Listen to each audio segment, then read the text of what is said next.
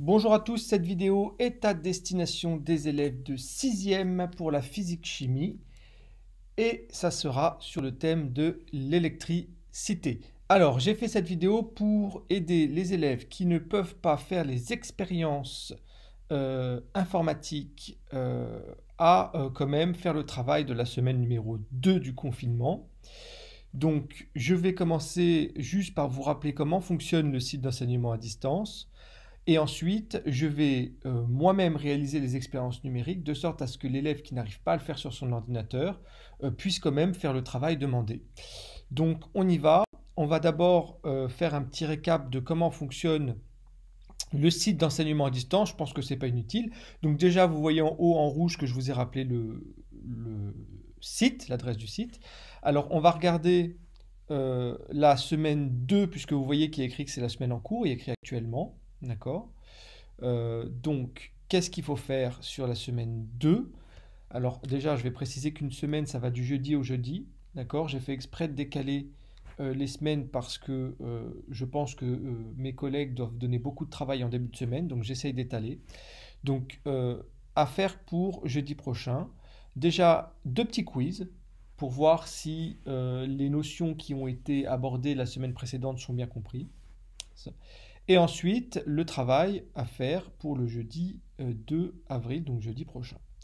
Donc, on va regarder ce travail à faire. Donc, vous avez deux options, hein. Ou simplement vous cliquez dessus, vous le téléchargez sur l'ordinateur et votre enfant répond aux questions sur une feuille vierge, si vous n'avez pas la possibilité de l'imprimer. Ou si vous avez la possibilité de l'imprimer, imprimez-le et l'élève peut répondre directement sur le sujet. Dans tous les cas, si vous estimez que la progression est trop lente ou que votre enfant va trop vite, n'hésitez pas à me demander des exercices supplémentaires que l'élève pourra m'envoyer. Si je vois que en notant la note est bonne, je la garderai. Si je vois que la note n'est pas super, je ne la compterai pas dans la moyenne. Ça ne peut pas être pénalisant, mais voilà, j'ai fait exprès d'alléger la quantité de travail et de notions vues par rapport à ce que j'aurais fait en cours. Exprès parce que déjà tout ce qu'on voit là en enseignement à distance, on va le reprendre ensemble en cours en approfondissant un peu plus les connaissances et toutes les expériences en les faisant en vrai. Donc j'allège volontairement la quantité de travail parce que voilà, hein, l'élève ne peut pas produire un travail d'aussi bonne qualité seul qu'en classe. Donc n'hésitez pas pour les élèves les plus rapides qui veulent aller plus loin dans la physique-chimie à me demander des feuilles d'exercice supplémentaires, il n'y a pas de problème, je vous en enverrai. Et enfin, dernière chose avant de rentrer dans le vif du sujet, que vous soyez parent ou élève, s'il y a des choses que vous ne comprenez pas bien, n'hésitez pas à me demander des informations, quitte à ce que je vous fasse une vidéo pour vous épauler, vous guider dans l'enseignement. Il n'y a pas de problème, je suis plutôt assez réactif. Donc on y va, je vais cliquer sur le travail à faire. Donc voilà le travail à faire. Donc vous voyez qu'on commence par se rafraîchir la mémoire en revisionnant la vidéo bilan qui était la conclusion du travail de la semaine dernière. Et en faisant un petit exercice d'application, vous voyez que j'ai mis les réponses en dessous pour que l'élève s'auto-corrige. Et maintenant, on va passer aux choses sérieuses. Donc le thème, c'est Batman.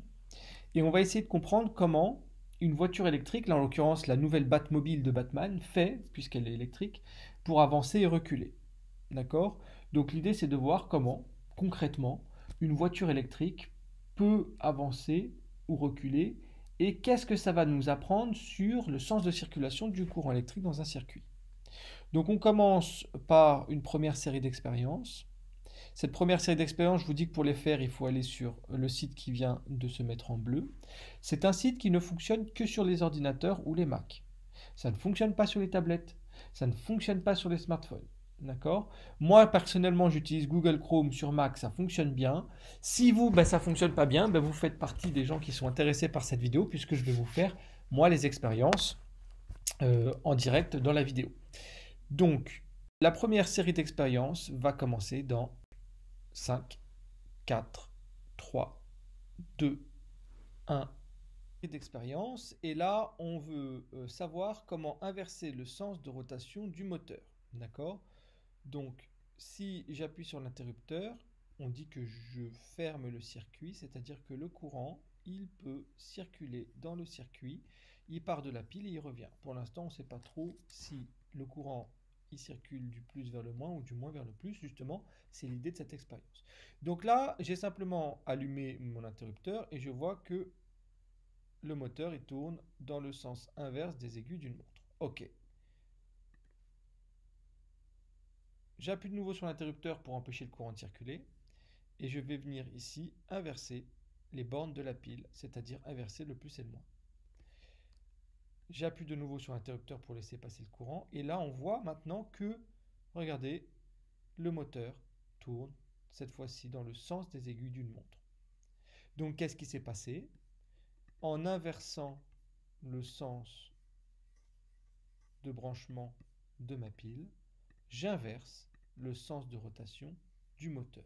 Alors qu'est-ce qu'on peut en déduire? Le sens de rotation du moteur dépend, c'est ce qu'on vient de voir, du sens de branchement de la pile. On peut donc en déduire que le courant il a un sens. Effectivement, si en inversant les bornes de la pile, en inversant le plus et le moins de la pile, le moteur tourne dans des sens différents, ça veut dire effectivement que le courant il a bien un sens. Et quel est ce sens? Eh bien, le courant circule de la borne plus vers la borne moins. D'accord? Donc si j'inverse le plus et le moins de la pile, j'inverse forcément le sens du courant et donc j'inverse le sens de rotation du moteur. Donc c'est la preuve, cette expérience, que le courant il a un sens et que ce sens il est bien précis, il va du plus vers le moins de la pile du générateur.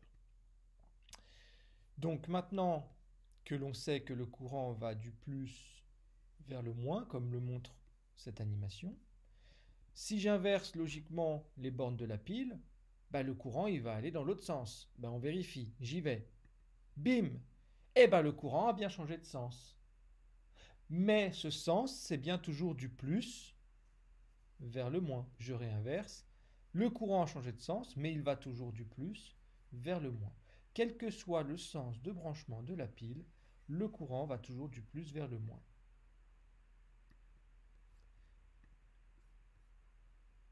Ensuite, maintenant qu'on sait que le courant électrique il a un sens, la question ça va être comment est-ce que je vais faire sur ma feuille avec mon crayon de papier et ma règle pour représenter le courant électrique. On vous dit qu'on représente le courant par des flèches sur le fil de connexion.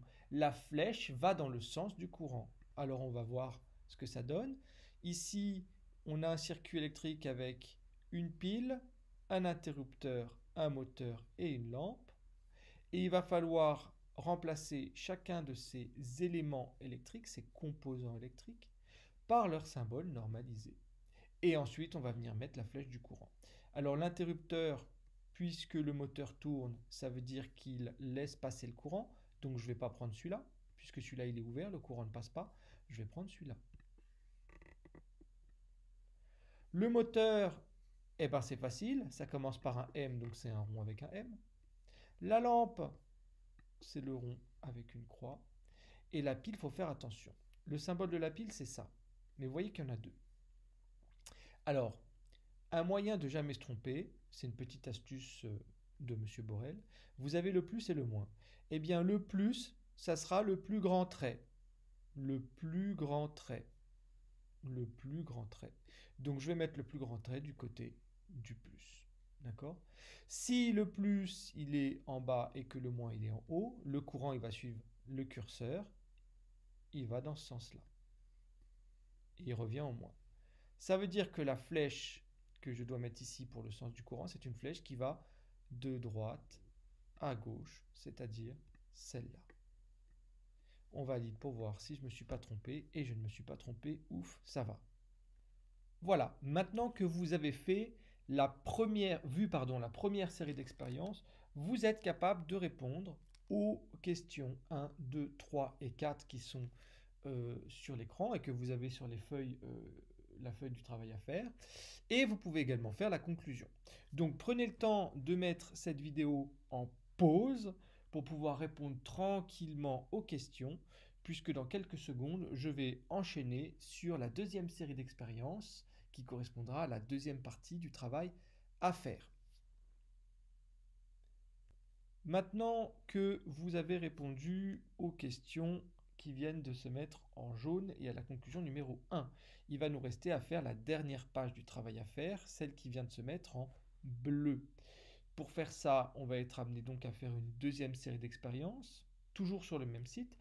Là encore une fois, je vais vous les faire dans cette vidéo pour que vous puissiez quand même faire le travail chez vous si vous n'arrivez pas à les faire sur votre ordinateur. Donc on y va, je vais faire la série d'expériences qui vient de se mettre en bleu. On va d'abord regarder la deuxième série d'expériences et ensuite vous pourrez répondre aux questions. La deuxième série d'expériences commencera dans 5, 4, 3, 2, 1. Deuxième série d'expériences. Et on va se demander ce qui se passe lorsqu'on va rajouter une diode dans un circuit. Alors une diode, c'est un composant électrique extrêmement important, très très utilisé dans la microélectronique, par exemple pour faire les smartphones. On va comprendre pourquoi dans un instant. Donc déjà, j'allume l'interrupteur. Vous vous souvenez que le courant, il va du plus vers le moins. Donc il suit pour l'instant mon curseur. La lampe s'allume. Que se passe-t-il maintenant lorsque je vais inverser les bornes de la pile? Eh bien, on a vu que le courant, je rallume l'interrupteur, allait du plus vers le moins. J'ai bien rallumé l'interrupteur. Donc le courant va du plus vers le moins. Cette fois-ci, la lampe ne brille pas. Ça veut dire qu'il y a un moment dans le circuit, le courant ne peut plus circuler. Alors, on est sûr et certain que l'interrupteur fonctionne, puisque quand je me mets dans ce sens-là, ici le courant passe, la lampe brille. Donc on sait que la pile, l'interrupteur, la lampe fonctionne. La diode aussi a priori. Si j'inverse, la lampe ne brille plus. Or l'expérience d'avant vient de me prouver que l'interrupteur, la pile et la lampe fonctionnaient correctement. Ça veut dire que forcément l'endroit où le courant est arrêté, c'est sur le nouveau composant électronique qu'on va étudier, la diode. Alors regardons. Le courant, il va suivre mon curseur, du plus vers le moins. Lorsqu'il arrive sur la diode, son symbole c'est celui-là, regardez, il y a une espèce de flèche. Donc ça laisse passer le courant dans le sens de cette flèche. Maintenant, si j'inverse, qu'est-ce qui se passe? Le courant, il part du plus. Et regardez, lorsqu'il arrive comme ça, il arrive face à une espèce de mur. Donc là, le courant ne passe plus.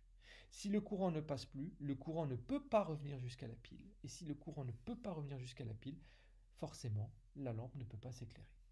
Donc, pourquoi ce composant il est important? Et on va le voir dans la suite. Parce que dans ce sens-là, là où j'ai mis le plus de ce côté-là, le courant peut circuler. Alors que si j'inverse les bornes plus et moins de la pile, le courant ne circule plus. Autrement dit, une diode laisse passer le courant dans un sens et le bloque dans l'autre. On dit qu'il y aura un sens passant et un sens bloquant. Donc, une diode ne laisse passer le courant que dans un sens. Le sens passant correspond au sens de la flèche de son symbole. Regardez, ici la diode elle est passante. Le courant part du plus, et lorsqu'il arrive ici, il arrive bien dans le sens du symbole de la diode. Dans le symbole de la diode, il y a une flèche cachée. A l'inverse, maintenant j'inverse le plus et le moins de la pile. La diode elle est donc bloquante, elle ne laisse pas passer le courant. Le courant part du plus. Et lorsqu'il arrive là, il rencontre un espèce de mur, le courant ne passe plus. Donc maintenant, on doit montrer que selon la façon dont je vais brancher une diode, le courant va passer ou pas. Si le courant, en mettant cette diode-là dans le circuit, passe, ça veut dire que ma diode elle sera passante. Et si le moteur ne tourne plus, ça veut dire qu'elle sera bloquante. Bon, bref. Là, la consigne, c'est quoi? Je dois monter, c'est-à-dire mettre cette diode-là dans le circuit, de sorte à ce que le moteur ne tourne plus. Ça veut dire que je dois la mettre dans le sens où elle va bloquer le courant. Alors, il y a marche à suivre. On va cliquer sur marche à suivre. Première étape, actionner l'interrupteur pour ouvrir le circuit. Hop, j'ouvre le circuit, ça veut dire que le courant ne circule plus. Deuxième étape, je dois débrancher le fil vert de la diode 1. Je le débranche. L'étape 3, je dois brancher le fil bleu de la diode à la diode 1. L'étape 3, je dois choisir le sens de la diode 2 qui correspond à la consigne, c'est-à-dire que le moteur ne doit plus tourner. Donc j'ai le choix entre ces deux sens. Bon, Alors on regarde le plus. Le courant part du plus et il va vers le moins. Ici, le courant circule puisque ça va dans le sens de la flèche. Si je veux que le moteur ne tourne plus, le courant ne doit pas passer. Ça veut dire qu'il doit rencontrer le mur. Le courant part du plus. Ici, il peut passer. Et lorsqu'il arrive ici, il rencontre le mur, il ne passe plus. Eh bien, on y va. J'active l'interrupteur et j'ai réussi. Le courant peut bien circuler puisque j'ai activé l'interrupteur. Seulement là, il ne passe plus puisqu'il rencontre un obstacle. Maintenant que vous avez vu la deuxième série d'expériences, vous pouvez répondre tranquillement aux questions 5, 6 et à la conclusion numéro 2 qui est la dernière page du travail à faire pour cette semaine 2 de confinement. N'hésitez pas là encore une fois à mettre la vidéo sur pause pour y répondre tranquillement. Je vous remercie de votre attention. J'espère que cette vidéo vous aura été utile pour faire le travail demandé cette semaine. N'hésitez pas à revoir cette vidéo si vous avez besoin de la re-regarder parce que vous êtes allé trop vite ou parce que vous n'avez pas eu le temps de faire une question. Notez une chose importante, c'est que toutes les semaines, et là en l'occurrence jeudi prochain, une vidéo bilan de cours sera mise en ligne, de sorte à ce que semaine après semaine, il y ait un bilan de cours sur ce qu'il faut avoir retenu, sur les notions importantes qu'il faut garder en tête. N'hésitez pas à me contacter sur le NT si vous avez la moindre question, et selon les questions, ou je vous répondrai en direct, ou j'en ferai une vidéo parce que j'estimerai que c'est une question qui peut concerner beaucoup de monde. Et là encore une fois, je répète que les élèves qui souhaitent m'envoyer du travail parce qu'ils ont fait cette feuille extrêmement vite, n'hésitez pas à me contacter si vous en avez le temps, bien sûr, pour obtenir des exercices supplémentaires qui ne pourront pas baisser votre moyenne, ils ne sont pas pénalisants. Je vous souhaite une bonne journée à tous et un bon travail. Pensez à faire des pauses régulières, c'est important.